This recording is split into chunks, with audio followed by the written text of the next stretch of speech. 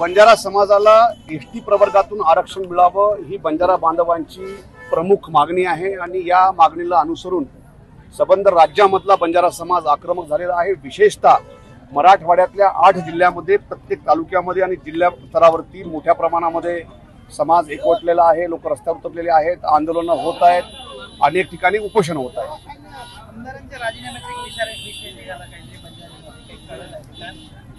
बंजारा समाजांना एसटीतून आरक्षण देऊ नये, कारण त्यामुळं त्यांच्या आरक्षणावर गदा येईल असा गैरसमज कदाचित आदिवासी बांधवांना झाला। त्यामुळं काही आदिवासी आमदारांनी असं वक्तव्य केलं की जर असं केलं तर आम्ही राजीनामे देऊ।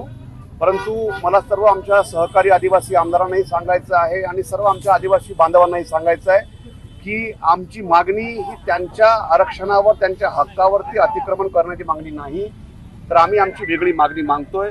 सध्या महाराष्ट्रामध्ये आम्हाला 13 जातींना जवळपास 3% डिनोटिफाईड ट्राईबचं आम्हाला आरक्षण आहे आणि आमची मागणी ही आहे की जर आम्ही आदिवासी आहे असं सिद्ध झालं तर त्या डीटीमधून आमचं वर्गीकरण करावं।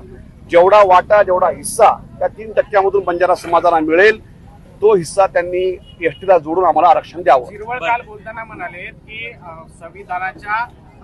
संविधानानुसार मागणी करावी कुठल्याही समाजाला आरक्षणाची, संविधानात बसेल असंच आरक्षण मागणं। नरहरी झिरवळ साहेब माझे विधिमंडळाचे ज्येष्ठ सहकारी आहेत आणि काल त्यांनी आमच्या समाजाच्या या मागणीला त्यांनी समर्थन दिलं। त्याबद्दल सर्वप्रथम मी समाज बांधवाच्या वतीनं त्यांचं मी आभार व्यक्त करतो आणि त्यांनी हे सांगितलेलं आहे की जर बंजारा समाज आमच्या हक्कावरती गदा आणत नसेल, आमच्या आरक्षणावरती अतिक्रमण करत नसेल तर वेगळ्या मार्गाने त्यांना जर आरक्षण मिळत असेल तर त्यांना समर्थन राहील। ओबीसीच्या आरक्षणाचं संरक्षण करण्यासाठी बंजारा समाजाला समोर यायला पाहिजे असं लक्ष्मण हाके म्हणाले। असं आहे की मागच्या 5 दशकापासून आमची ही मोठी मागणी होती की आम्हाला एसटीतून आरक्षण मिळावं, पण मधल्या काळामध्ये नाईक साहेबांच्या माध्यमातून आम्हाला व्हीजेएनटीचं आरक्षण मिळालं आणि तात्पुरता दिलासा मिळाला। राजकीय उदासीनता होती, कोणी पुढे येत नव्हतं आणि एक आरक्षण मिळाल्यामुळं लोकशान झाली होती।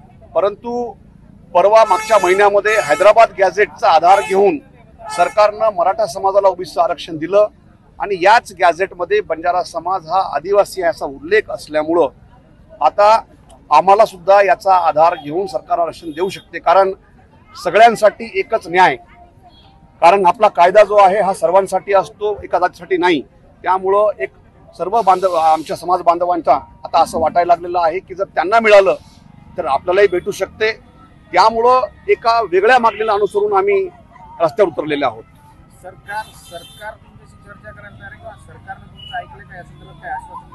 मी सत्ता प्रशासनाचा आमदार असल्यामुळे माननीय मुख्यमंत्री महोदयांना मी याबद्दल सर्व सांगितलेलं आहे। माझं एक निवेदन त्यांना मी दिलेलं आहे आणि माननीय मुख्यमंत्री महोदयांनी सामान्य प्रशासन विभागाला त्यांनी आदेश दिलेला आहे की याबाबतची वस्तुस्थिती सगळे जे फॅक्ट्स आहेत ते तपासून अहवाल सादर करावा असं मुख्यमंत्र्यांनी आदेश दिलेले आहेत।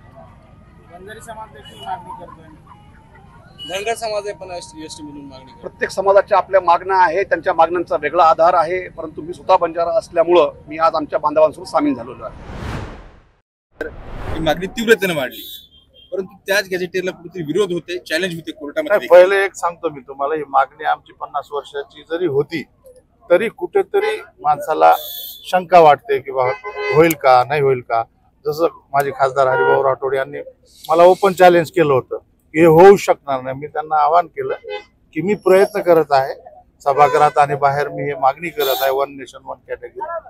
तुम्ही तुमचं समर्थन द्या का नका देऊ, पण विरोध करू नका आणि जर शक्य असेल तर समर्थन द्या। आज त्यांना ती भूमिका मान्य झाली, आज ते म्हणतात की 100% होतं। त्या गॅझेटियरच्या कागदाला बघून हा दबलेला जो आपण म्हणतो ना की आदिवासीचे लक्षणं आणि नियम, त्याच्यामध्ये थोडंसं शायनेस, लाजाळूपणा, घाबरटपणा, तर हा समाज आदिवासी आहे म्हणून तो घाबरट आहे आणि तो घाबरट आहे म्हणून ह्याच्यापूर्वी एवढे लोक जागृत नाही झाले।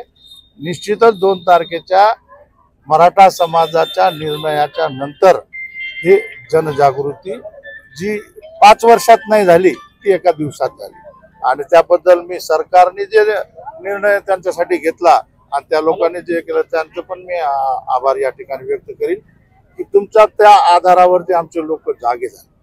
लढाई तर आमची जुनीच आहे आणि ही लढाई पूर्ण केल्याशिवाय आम्ही थांबणार नाही. हे आरक्षण घेतल्याशिवाय बंजारा समाज स्वस्थ बसणार नाही.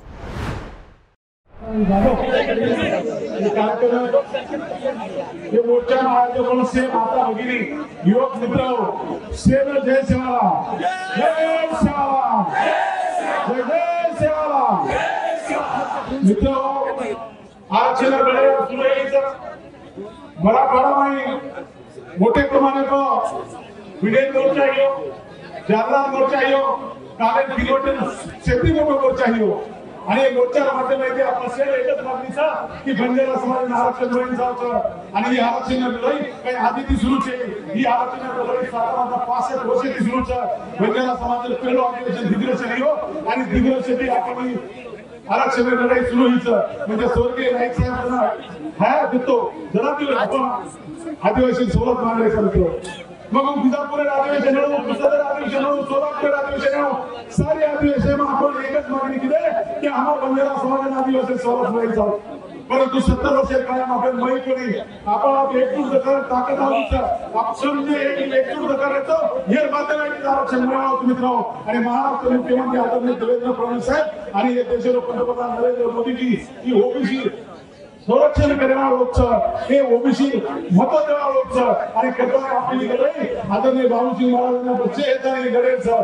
मग आपण जास्त अधिक वेळ न लावायची आपण खूप लोक बोलावायचं मग फक्त एकच घेऊ की सेवा पूरे हुए बिहार कुर्सी को पाई ऐसे बाबा बिया बाइन गाना पूछे ढोल की बिताले पमातिनाचे नाचे कूदे वीडियो को बने वो तुम्हारे भाइयों बने.